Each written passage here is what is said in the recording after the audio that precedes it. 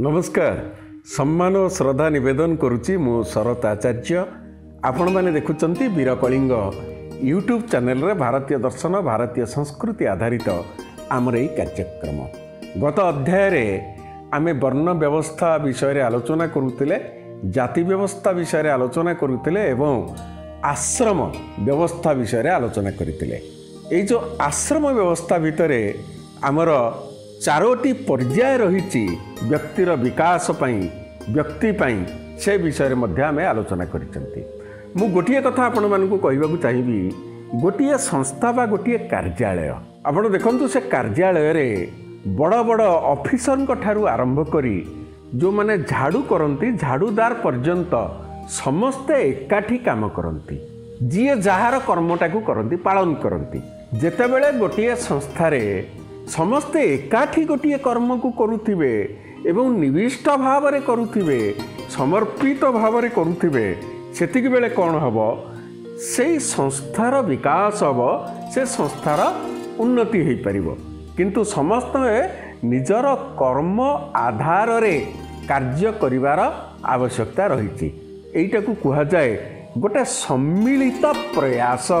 ये सम्मिलित प्रयासटीर आधार कौन कर्म जीए किरानी अछंती सी तांकर कर्मटाकू कले जीए झाड़ू करूचंती सी तांकर कर्मटाकू कले जीए चाहा करूचंती सी तांकर कर्म को कले एवं जीए सेई संस्थार मुख्य अछंती बा उच्च स्तर रे अछंती सेमाने मध्य तांकर कर्मटी को कले। तो ये जो कर्म आसिला ये कर्म आधार रे गोटे वर्ण व्यवस्था सृष्टि होता।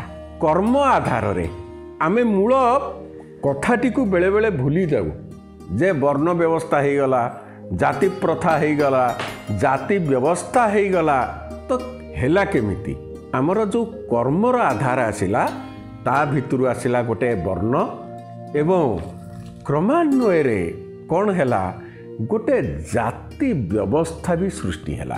सुधीवृंद ये जो वर्ण आउ जाति ये दुईटी जाक समान नुहंती जदिও आम भितर अनेकंकर धारणा वर्ण जहा जाति सेया वर्ण आपण मानकु गोटे कथा कहबा पई चाहिबी वर्ण होउची कर्म आधार रे जाति होउची जन्म आधार रे।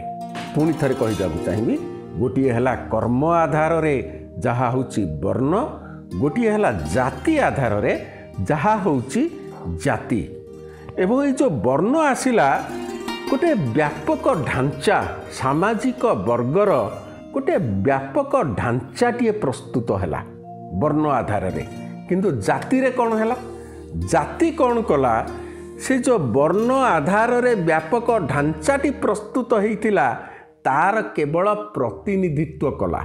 मु आपण मानकु आउ टिके सरल भाव में बुझे दे पारिबी।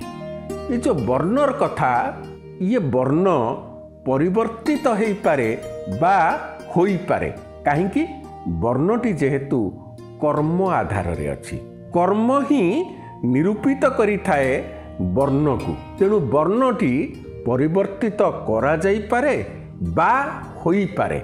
यार गोटे सुंदर प्रसंग अच्छी आहुरी आपण माने स्पष्ट हो जिवे किंतु जाति जहार रही ताहा परिवर्तित हो पारिबो नाही।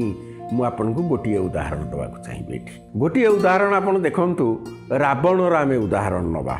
विश्रवानंदन रावण जन्म ब्राह्मण प्रवृत्ति असुर तेणु गोटे जेतेबेले आमे ताकू वर्ण आधार रे नउचे ताहा परिवर्तन हो पारिबो जेतेबेले जाति आधार रे नै जिबा ताहा आउ परिवर्तन हो पारिबो नाही। जेमिति मनेकर गोटे ब्राह्मण जने जन्म हैला ब्राह्मण रे सी जाति आधार रे जेतेबेले ताकू आमे ग्रहण करूचे सी आउ ब्राह्मण रु परिवर्तित होउनी। किंतु वर्ण आधार रे जेतेबेले होची परशुराम को नियंतु सत्यकाम जावाल को नियंतु द्रोणाचार्य को नियंतु मु ए प्रसंग को क्रमान्वय रे आसीबी। तेणु ये जो वर्ण आधार रे हैला चारि मुख्य सामाजिक वर्ग रे ताकू विभाजित कर दिया गला। वर्ण आधार रे कौन चारिटा मुख्य सामाजिक वर्ग ब्राह्मण क्षत्रिय वैश्य ଶୂଦ୍ର। ଇଏ ଚାରି ମୁଖ୍ୟ ହେଲେ ବର୍ଣ୍ଣ ଆଧାରରେ, ଜାତି ଆଧାରରେ ନୁହଁ। କିନ୍ତୁ ଜାତି ଆଧାରରେ କ'ଣ ହେଲା, ଇଏ ଚାରିଟା ବର୍ଣ୍ଣ ଯେଉଁ ରହିଲେ, ଇଏ ଚାରୋଟି ବର୍ଣ୍ଣ ପ୍ରତି ବର୍ଣ୍ଣର ଉପଜାତି ଉପବିଭାଗ ସୃଷ୍ଟି ହୋଇଗଲା। ବର୍ଣ୍ଣ ବ୍ରାହ୍ମଣ, କ୍ଷତ୍ରିୟ, ବୈଶ୍ୟ, ଶୂଦ୍ର, ନିର୍ଦ୍ଦିଷ୍ଟ, ସୀମିତ ଚାରିରେ। ଯେତେବେଳେ ଜାତିର କଥା ଆସିଲା, ଇଏ ବ୍ରାହ୍ମଣ ଯେଉଁ ଜାତି ଆମେ ନେଲେ ପ୍ରଥମେ, ସେମାନଙ୍କର ବହୁତ ଉପଶ୍ରେଣୀ ସୃଷ୍ଟି ହେଲା। କ୍ଷତ୍ରିୟ ବହୁତ ଉପଶ୍ରେଣୀ ସୃଷ୍ଟି ହେଲା। ବୈଶ୍ୟ ବହୁତ ଉପଶ୍ରେଣୀ ସୃଷ୍ଟି ହେଲା। ଶୂଦ୍ର ବହୁତ ଉପଶ୍ରେଣୀ ସୃଷ୍ଟି ହେଲା। ଉପଶ୍ରେଣୀ ବୁଝିପାରୁଛନ୍ତି? ଧରାଯାଉ ବ୍ରାହ୍ମଣକୁ ଆମେ ନେଲେ, ବ୍ରାହ୍ମଣ ଭିତରେ କ'ଣ ହେଲା, ବର୍ଣ୍ଣ ଅନୁସାରେ ବ୍ରାହ୍ମଣ କିଏ, କ୍ଷତ୍ରିୟ କିଏ, ବୈଶ୍ୟ କିଏ, ଶୂଦ୍ର କିଏ। ଋଗ୍ବେଦର ପୁରୁଷ ସୂକ୍ତ, ଗୀତା, ମହାଭାରତ, ପୁରାଣ ଏ ଆଧାରରେ ଆମେ ନିଶ୍ଚିତ ଆଲୋଚନା କରିବା ଆସନ୍ତା ସଂଖ୍ୟାରେ। କିନ୍ତୁ ଯେତେବେଳେ ଜାତିରେ ଆସିଗଲା, ସେଇଠି ହେଲା କ'ଣ, ଗୋଟେ ହେଲା ବ୍ରାହ୍ମଣ, ସେମାନଙ୍କର ଉପଶ୍ରେଣୀ ସୃଷ୍ଟି ହୋଇଗଲା। ତୁ ହେଉଛୁ ଦାସ, ତୁ ହେଉଛୁ ମିଶ୍ର, ତୁ ହେଉଛୁ ଆଚାର୍ଯ୍ୟ, ତୁ ହେଉଛୁ ଷଡ଼ଙ୍ଗୀ, ତୁ ହେଉଛୁ ରଥ। ଯାହାର ମୁଁ ଆଗରୁ କହିଛି ନା, ଜାତିରେ ଆମେ ଜାତି ଯେହେତୁ ଜନ୍ମଗତ ହେଇଗଲା, କର୍ମ ଆଧାରରେ ହେଲା ନାହିଁ, ତେଣୁ ଜାତିରେ ପରିବର୍ତ୍ତନ କରାଯାଇପାରିଲା ନାହିଁ। ଅସୁବିଧାଟି ସେଇଠି ଅଛି। କ୍ଷତ୍ରିୟ ଭାବରେ ସିଂ, ମାନ୍ଧାତା ବିଭିନ୍ନ ପ୍ରକାର କ୍ଷତ୍ରିୟ ଜାତି ସୃଷ୍ଟି ହୋଇଗଲେ। ବୈଶ୍ୟ ସେମାନଙ୍କର ଗୋଟେ ସଂଜ୍ଞା ଦିଆଗଲା ଏବଂ ତାଙ୍କୁ ବିଭାଜିତ କରି ଦିଆଗଲା। ବୈଶ୍ୟ ଗୋଟିଏ ହେଲେ ନାହିଁ, ବିଭିନ୍ନ ଜାତି ଆଧାରରେ ବିଭେଦ ସୃଷ୍ଟି ହୋଇଗଲା।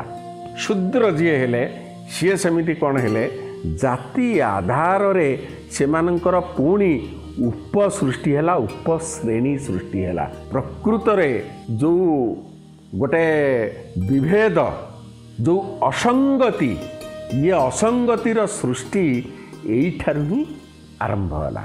ଆପଣ ଦେଖନ୍ତୁ, ଗୋଟେ ବର୍ଣ୍ଣ ବ୍ୟବସ୍ଥା ହିନ୍ଦୁ ସମାଜରେ ଚାରି ବର୍ଣ୍ଣକୁ ଆମେ ନେଇଛେ, ଯାହା ମୁଁ ଆପଣଙ୍କୁ ପୂର୍ବରୁ କହିଥିଲି, ବ୍ରାହ୍ମଣ, କ୍ଷତ୍ରିୟ, ବୈଶ୍ୟ, ଶୂଦ୍ର।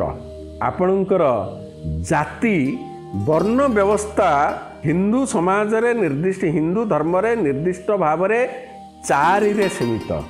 କିନ୍ତୁ ଜାତି ବ୍ୟବସ୍ଥାଟି ଆପଣଙ୍କର ଧାର୍ମିକ ମାନ୍ୟତା ସହ ଯୋଡ଼ି ହୋଇଯାଇଛି। ଟିକେ ବିଚାର କରନ୍ତୁ, ଭାବନ୍ତୁ, ଜାତି ବ୍ୟବସ୍ଥା ଧାର୍ମିକ ମାନ୍ୟତା ସହିତ ଯୋଡ଼ି ହୋଇଗଲା। ଯେତେବେଳେ ଗୋଟିଏ କୌଣସି ଘଟଣା, କୌଣସି ଜାତି, କୌଣସି ବି ବ୍ୟବସ୍ଥା ଗୋଟେ ଧାର୍ମିକ ମାନ୍ୟତା ସହିତ ଯୋଡ଼ି ହୋଇଯାଏ, ସେତିକି ବେଳେ ତା ଭିତରେ ଗୋଟେ ଦ୍ୱନ୍ଦ୍ୱ, ଗୋଟେ ଶଙ୍କା ଏବଂ ଯେଉଁ ପୃଥକ ଧର୍ମର ବିଚାରଧାରା ରହିଛି, ତାହା ସୃଷ୍ଟି ହେବା ସ୍ୱାଭାବିକ କଥା। କିନ୍ତୁ ବର୍ଣ୍ଣ ଆଧାରରେ ଯାହା ଆମର ଋଗ୍ବେଦରେ ଥିଲା, ଯାହା ଗୀତାରେ କୁହାଯାଇଛି, ଭଗବାନ ଶ୍ରୀକୃଷ୍ଣ କହିଛନ୍ତି, ଯାହା ରାମାୟଣରେ ଅଛି, ପୁରାଣରେ ଅଛି, ମହାଭାରତରେ ଅଛି, ସେ ବିଷୟଟି ହେଉଛି ବର୍ଣ୍ଣ ବ୍ୟବସ୍ଥା ଆଧାରିତ। ତାହା କ୍ରମାନ୍ୱୟରେ ଗଡ଼ି ଆସିକିରି ଜାତି ବ୍ୟବସ୍ଥାରେ ରହିଲା। କେଉଁ ଜାତି ବ୍ୟବସ୍ଥାରେ ରହିଲା? ଯେଉଁ ଜାତି ବ୍ୟବସ୍ଥାଟି ଧାର୍ମିକ ମାନ୍ୟତା ସହ ଯୋଡ଼ି ହେଇକିରି ରହିଲା। ତେଣୁ ଇଏ ଯେଉଁ ଗୋଟେ ଆସିଲା ବର୍ଣ୍ଣ, ଗୋଟିଏ ହେଲା ଜାତି। ବର୍ଣ୍ଣ ଶବ୍ଦଟି ବ୍ରୁ ଶବ୍ଦରୁ ଆସିଛି, ଯାହାର ଅର୍ଥ ହେଉଛି ଗୋଟେ ବ୍ୟବସାୟ ବା ନିର୍ବାଚନ। ବର୍ଣ୍ଣ ଶବ୍ଦଟି, ଜାତି ଶବ୍ଦଟି ଆସିଲା ଜନ ଶବ୍ଦରୁ, ଯାହାର ଅର୍ଥ ହେଉଛି ଜନ୍ମ ନେବା।